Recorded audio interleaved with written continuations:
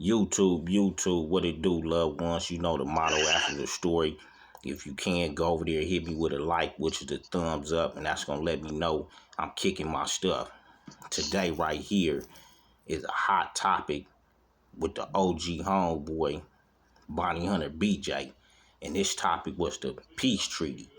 And me and the homie BJ from APB, me and him had weighed in on our opinion and our analogy on the peace treaty for what we knew of and the knowledge that he knew of from out of the imperial courts and out of the bounty hunters.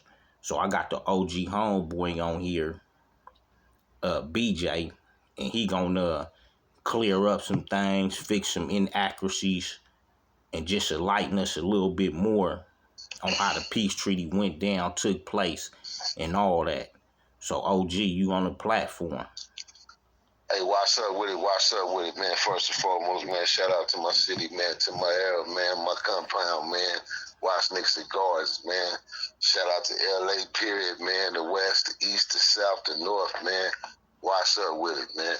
What's up with you, 8, 9, and up, man? You feel me doing your thing on here, YZ?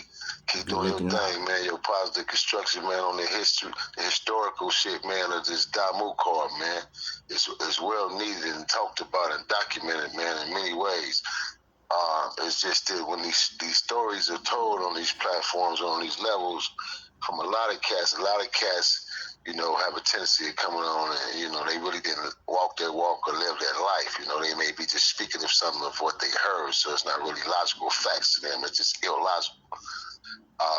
Nevertheless, I come from a logical existing of what I've lived, what I know, the people I've lived around, the people I've been around in life, as far as doing this Damu shit, man. When it come down to this peace treaty thing, man, it caught my ear on you guys' show that was done a couple of days ago, and I just want to jump on real fast and just, you know, more or less just kind of critique what you guys was talking about, and just give another side of it to TV land out there, because a lot of listeners, man, that be following these shows, you know, sometimes a lot of cats, especially out of states and different countries, they'll take the perspective of what's just been said one-sided and not really having the core of what was really done when it comes down to the manner of using these words. So first and foremost, man, I want to say, when we use that word in Los Angeles, when you hear that word, people say peace treaty. The peace treaty started in Watts. The seed was planted in Watts, straight up. It started in Watts. It started with the core of Nixon Gardens, the Jordan Down housing projects, and the PJs. The origins of it came from the PJs and the Great Street War. They was in a hell of a uproar war at this time. So they was trying to figure out from being Crips how to go back to their origins, just becoming neutral as far as their Crip card. Us, you know, it didn't matter to us because we, you know, they were our enemies from both sides, regardless. So it didn't matter to us. So we wasn't tripping on that aspect of peace. So we knew nothing about. They were trying to get together over there.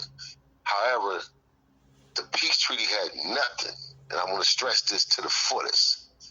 Definitely inaccuracy when it was said that the peace treaty came about because of Rodney King. Our peace treaty development had shit to do with Rodney King. The peace treaty development was already going on underground a year prior, before the Rodney King shit even went into aspect.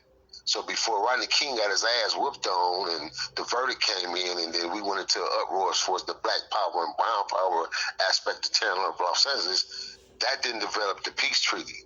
What brought the core for us in Watts, as far as, okay, you know what, maybe this is a good idea, man. Enough is enough. Was a killing went down in the PJs, in Pure Courts, and a youngster by the name of Pico got killed by the police. Dirty cops. And that's what really sparked the core for us and brought it together. Now, during this time, when I say underground meetings was being held, a young cat by the name of Dwayne Holmes, A.K. Snipe, O.G. P.J. Watts Crip, sister, which is the homegirl out of PJ's, O.G. P.J. Crip, Cripolette, excuse me. representatives from the Jordan Downs, Keita Sherrills, him and his brother Daoud Sherrills, which is the actual idea came from them two originally because they had took this movement and took the idea to Jim Brown, which the whole entire Los Angeles at this time was meeting at the top of the hill. So this is where you had the variety of gangs involved with the treaty at the first movement in the origin. West Side, East Side. West Side of Inglewood, from NHPs to Inglewood families to the 60s to the gangsters, Compton, East Side of Nixon. So we had different representatives that was going up to the hill at these meetings at Jim Brown House. The Jungles, T. Rogers was representing the Jungles. He was the face of the Jungles at the time. You had the 20s. Neighborhood 20s. So we always meeting up at Jim Brown House at this time for these meetings. But that wasn't going to work to bring an actual Los Angeles peace treaty because it was too many gangs, too many wars going on both sides, east and west, too many deaths. So that was impossible. Niggas wasn't ready to lay down their flags, their guns, their pride, their hearts, none of that shit after just losing a loved one 2 days later or 24 hours to having this meeting. You feel me? So things like that wasn't something that was going to be done, man, overnight. It was impossible. So the two brothers came up with the concept, said, well, you know what, man? Watts is the hub of the city. I said, we need to just go home since we have a real magnitude of a high gang statics and death rates in Watts alone in our city. We need to go concentrate on our own community. So they brought it back home to Watts. So they start hosting these meetings at our mosque. The mosque was held on Central Avenue, which is in our hood, in Bonniana Hood, smack dead in the Lion's Mouth on 112th to Central Avenue. We didn't know the Crips was sneaking over there having these meetings. My big homies, Donnie Boy, my big homie Big Gush, rest in peace, and Big Hank was being hosting the meetings representing us at this time. But although they were the big homies for the first generation, they wasn't going to be able to neutralize the peace treaty from our end because they wasn't the voice of our generation or the second generation. They, even though they were the big homies, so they had to get to some niggas of our generation who had that power, who had that voice, who had that momentum, who could push the line, and then get the homies to, even open their ears to even listen to it, if not at the last token, have a decision where we come up with a decision. Because even though I was the face, I became the face, I was the voice, I represented my hood to the fullest, I still didn't make the final decision by myself. I took it back to the hood. There was a committee decision made amongst us from first and second generation, and some of my third generation little homies that was under us. And that's how we came up with our finalized decision. But overall, I'm just backing up. Again, like I say, the historical part of it, the two brothers came up with the concept. We need to just take it to Watts. So they brought it to Watts. They start hosting these meetings. They start pulling certain individuals in from both sides, from the PJs and the Jordan Downs, where they was able to get along and do sit-downs. And when I say the mosque, I'm talking about the mausoleum where the Muslims host their spiritual prayers and everything at. So, and the brother's name was Brother Mujahid. And so Mujahid became the mediator of it. He became the centerplex of it, the mediator. So now it became a spiritual thing for the community as well, because the Muslims was attached to it, not the nation, but just the Shiite, because Mujahid was a Shiite, Sunni. And so with that being done for over a year, now the Rodney King thing come about. He gets, his situation occurred. Now the city is heated. Police killings was going on from the east and the west side and the east. The Jays had a police killing. Y'all had some shit on the west, between Inglewood, from Inglewood departments. It was a shit going on in our city where people was really in an uproar and tired, and it was dealing specifically and significantly with gangs. And so when that police killing happened in the PJs, it brought them closer together to where they made their decision, where the Jordan Downs and the PJs ceased fire and they came together. So they said, well, damn, how are we going to make it work as far as an overall peace treaty if we don't get to the Bonnianas? So they got to my 3 big homies, and my big homie, they talked to my big homie, Big Hank. Big Hank say, let me talk to my young homie, man, BJ, and hollered at a few others, you know what I'm saying, me, and see what I can do. And so they hollered at my relative, Big Hit Man, first, and Hit brought it to me, you feel me? And then I took it to certain other niggas like my Black Dogs and all the other riders in our era, in our generation. But before I even got to me, when it first got to me, I said, Blood, we ain't going to no motherfucking peace treat, Blood. I said the same thing Tony Bogart said from PJ Watts. I said, we ain't fucking with it, nigga.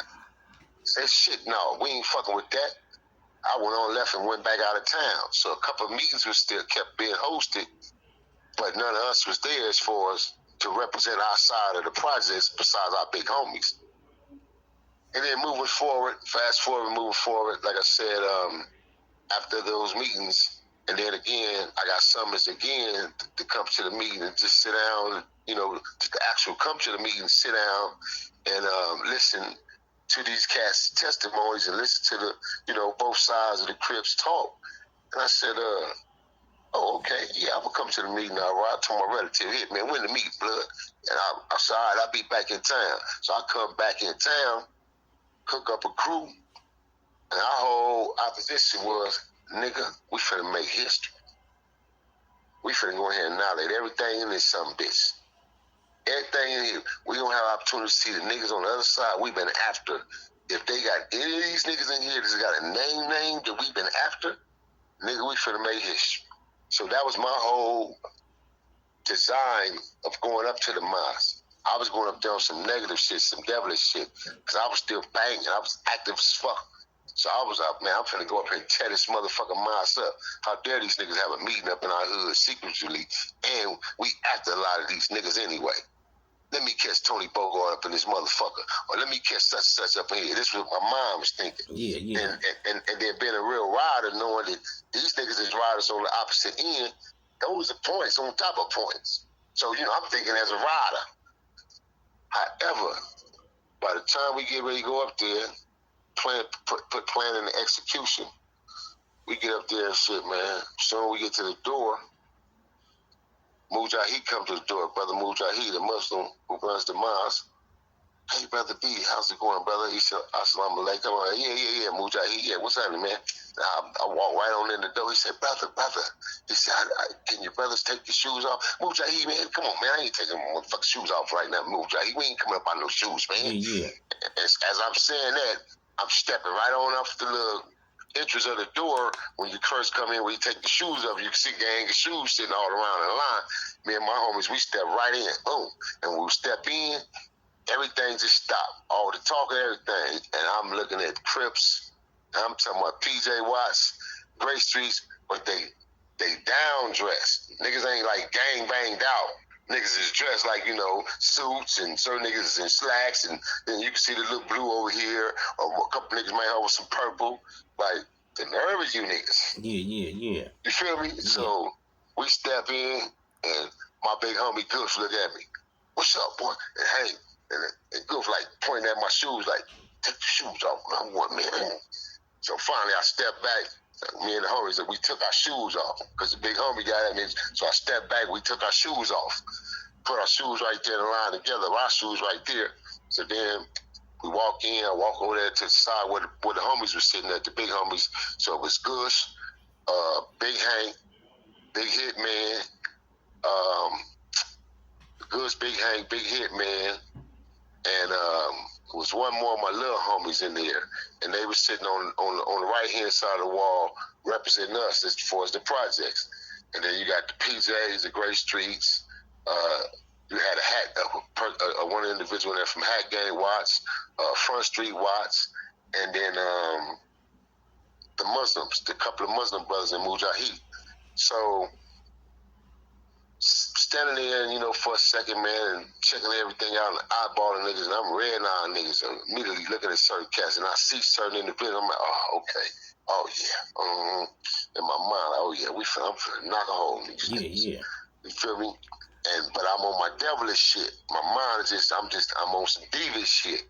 So my big homie Good steady in my ear, talk to me. So he tell me, come here, man, come here. I squat down by him, and he in my ear. He said, be cool, man. Just Fill it out and check it out, man. Listen, man, to the people, man. This could be a good thing, B.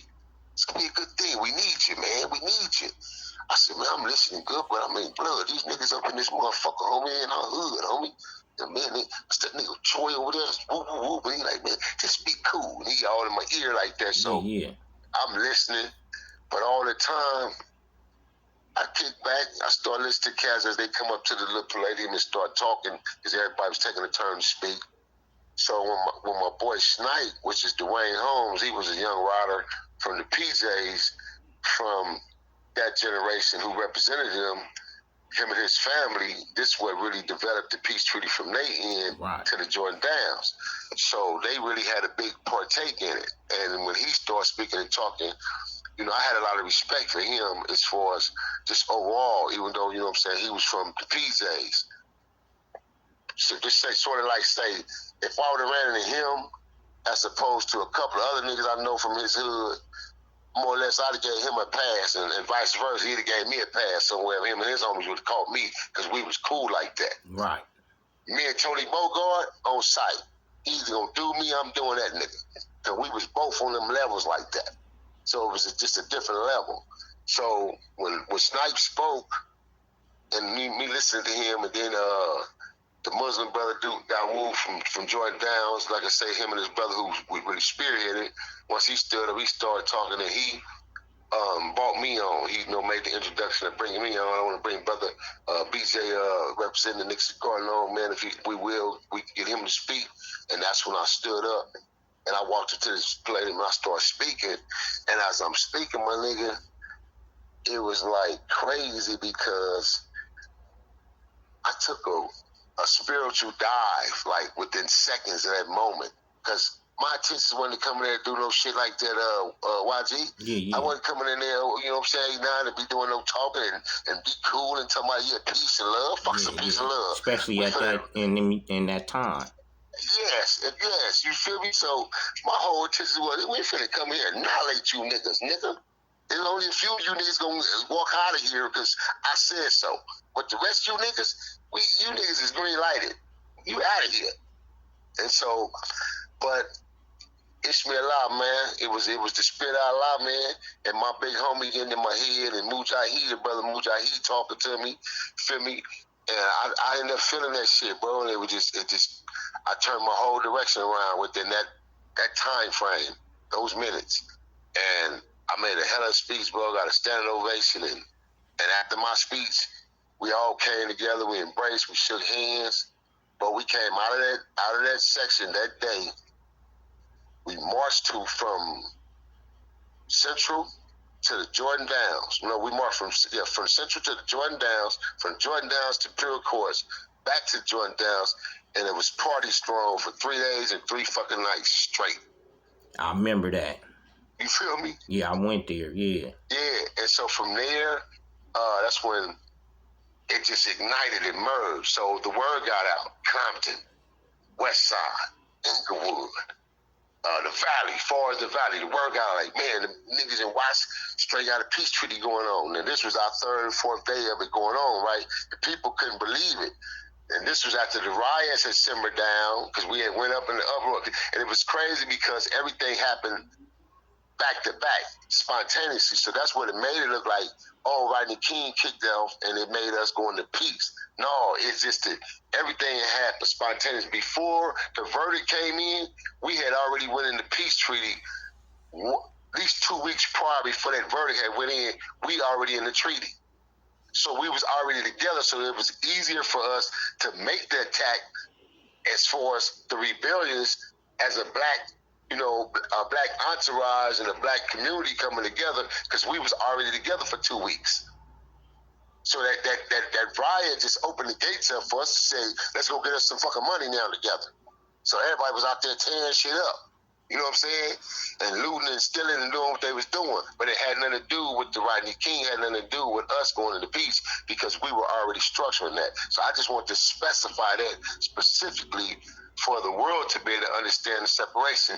Los Angeles 1992 Peace Treaty started, and the origins came out of Watts, California, amongst the housing projects of Jordan Downs, Nixon Garden, Pure Courts, and High Center Village.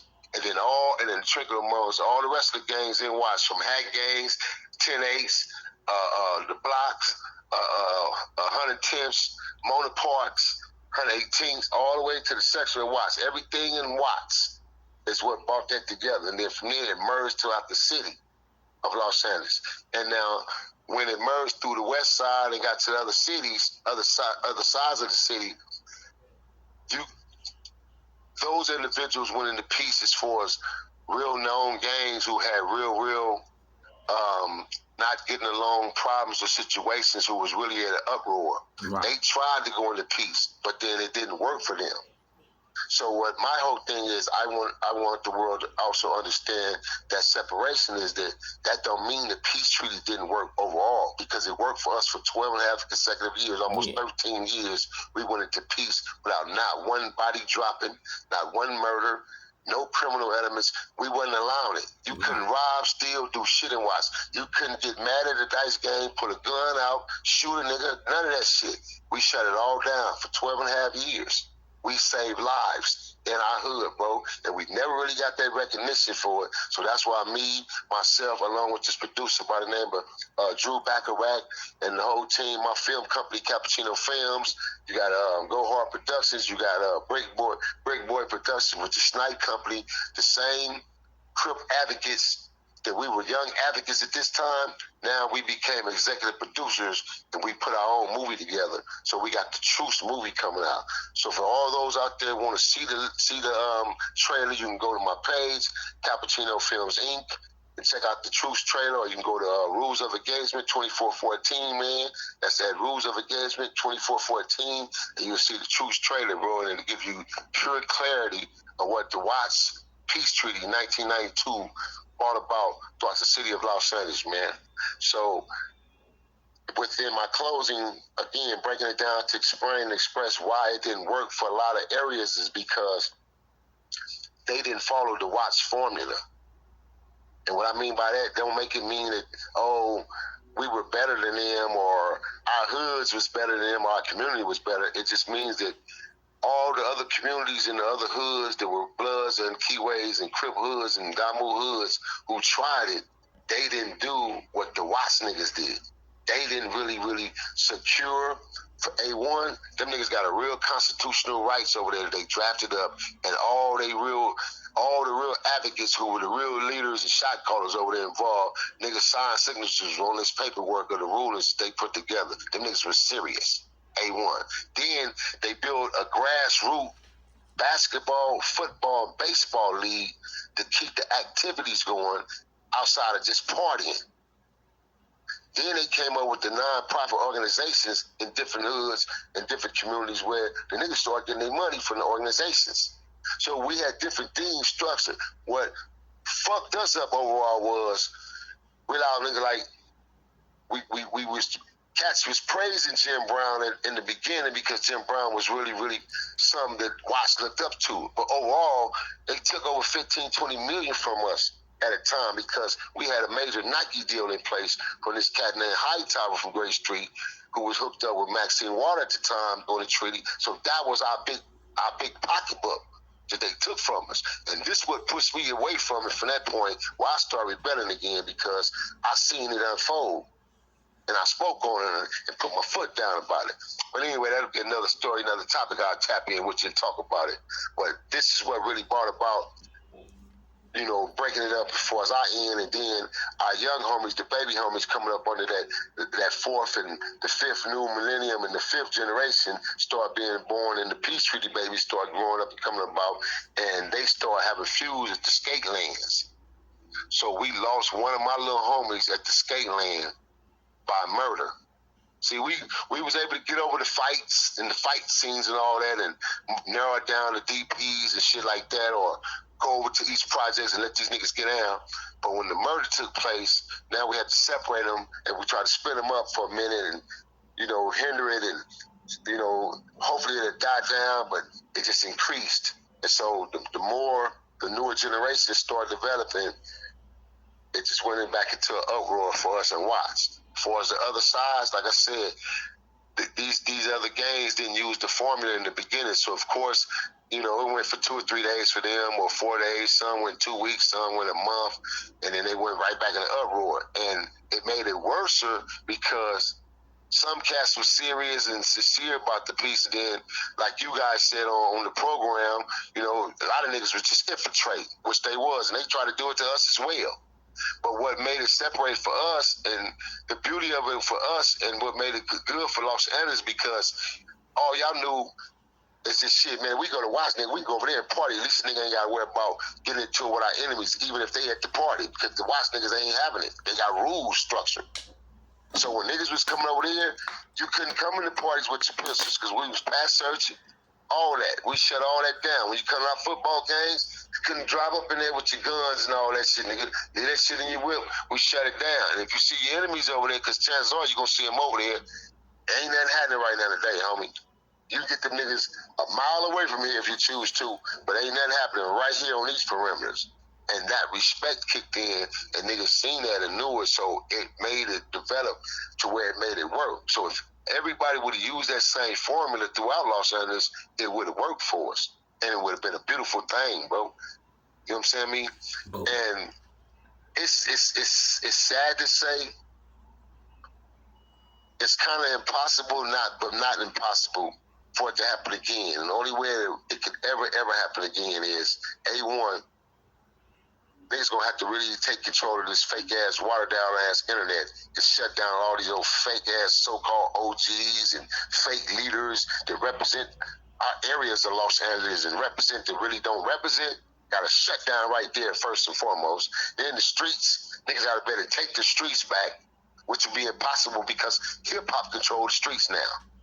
It's a mirage. So if your money, you ain't got a bag, and your OG, forget about it. Young niggas don't want to hear nothing unless you beat them upside the head to make niggas listen. Then you go into jail, prison, or die.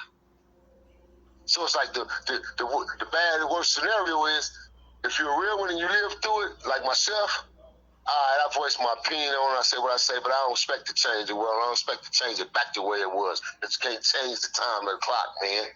Feel me? I just keep moving forward, YG, and make sure my life is secure, and those around me and my family, my team, and those that's willing to learn and listen, and we can continue to move forward, bro, and learn. I don't get caught up. Man, on that note, man, you feel me? Yeah, you tapped in, you buzzed in, man, ROE, man. Yeah. This is your host, man, your favorite host, man, Bonnie Hunter BJ, man, CEO Nino Cappuccino, man. I'm tapped in right now with 89 up, man, with my YG, man, my rider, NHP, man, West up in the building, man. Shout out to my G homie, man, for over 27 years. I'll be sitting here naming the list all night, man, but I gotta give my boy Devil a shout out, man, a.k.a. Mr. Dr. Little John, man. You feel me? All the time. Yes, sir, man. Hey, man. I want to say thank you, OG, for tapping in on the platform just to put clarification of things, you know what I'm saying, on the history and the origin, how it really kicked off out there. And before I close it and let you go, I just want to say, like me and the homie said from APB, you know, a lot of us was educated on it, you know, coming from the west side and different little spots. Because of so much that was going on in different spots, we just didn't really sit down and go to the origin of it, homie. But you know what I'm saying, homie, all the time, it's much love, homie. And once again, it's a pleasure for you to tap in with me, just to give it to me, just like you gave it to me, homie. Just to jump in real quick to add on to that, what you was just saying, intervening. Yeah. Like I said, you guys touched on some significant points when you spoke on how the separations was coming about because of the hoods and the wars that was going on. That's true factor. And the key thing you guys said was the police, because it happened to us. It happened to us on numerous occasions. It was so cold that we was able to get some footage of it because two of the G's, the nigga Tony Bogart, my homeboy Camp Dog from Hunters, happened to be sitting out. They was kicking it in the cut, smoking, chilling in his hood, and the motherfuckers come through and did a drive-by. And that's how we caught it. Because if not, the first shooters that happened, instantly niggas thought, oh man, they said such and them did it. Come on, man, it's impossible. Them dudes ain't do that. It's people sleeping in them niggas' houses over there right now and spent the night from this side to that side.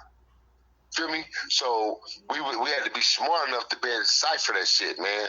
But them fucking honkies, them devils, immediately threw a thorn in the game on the east side and the west side. So when y'all spoke on that was A1 on point when you talked about when the popos came through and did them drive-bys and shit like that, man. And like I said, it's just that if there's not real leaders in place, YG, whenever you put in the structure of a movement together, it'll never work.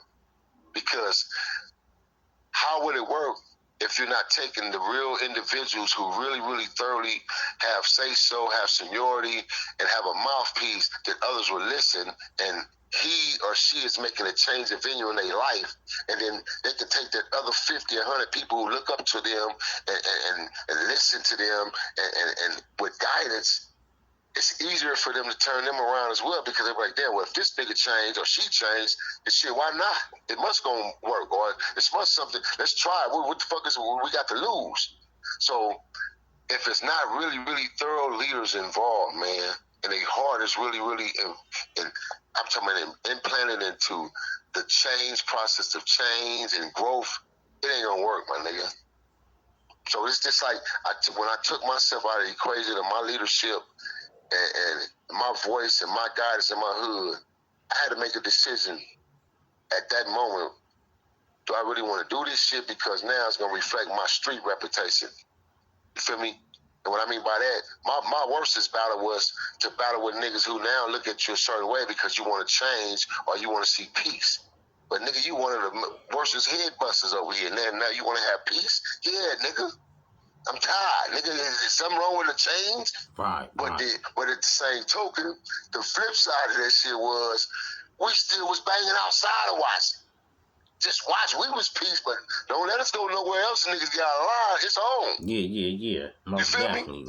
So me, I really had to bear down with myself as far as the overall change of it. So that's when in '92, when I went into the peace treaty, I had epiphany, and the film industry called me, the music industry called me. So that's what really gave me my whole forward change for me to be able to do it and really get behind it and stand behind it, because I took a whole nother vision in my life. Then I enrolled in school. I ended up obtaining my master's degree in producing and directing the films. Ended up getting my A degree in drama, arts, and theater. Me and T. Rogers went to LACC together. Feel me? So it was like it just took me on a whole nother level, bro. And I ain't looked back. You feel what I'm saying? Right. So my heart was really in it for the change, and me really utilizing my leadership and my power to give my message to my other peoples to try to change and help my people and save lives as well. And that's what we did, bro. So after the treaty broke, after the 12 and a half, almost 13 years, I didn't jump back into the realm of it and go back into the activity. I just kept myself at bay, and I retired myself completely out the street from the activity level and put myself in a corporate perspective where I grew, and I learned from this aspect, and I ain't looked back, young homie. That's right, homie. So with that said, can you close us out one more time, homie, with your get down, homie? Definitely, man. Yeah. Hey, man, listen, man. Hey, if you ain't heard, man, well, we gonna tell you right now, man. You tapped in, you buzzed in right now, man. 8-9 on up, man. In collaboration, man, with always 2023, man. It's your favorite host, Bunny Hunter BJ, man. CEO Nino Cappuccino, the Breezan, man. Sitting right here, man, with my boy, man. G'd up, man. You already know, man.